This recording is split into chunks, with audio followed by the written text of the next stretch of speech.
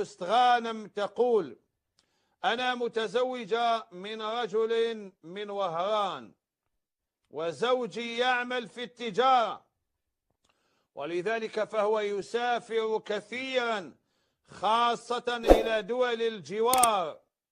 وقد بلغني أنه تزوج من امرأة تونسية لما سافر إلى تونس، كما اتصلت بي زوجته من المغرب وأخبرتني أنه تزوجها لما سافر إلى المغرب منذ 7 سنوات.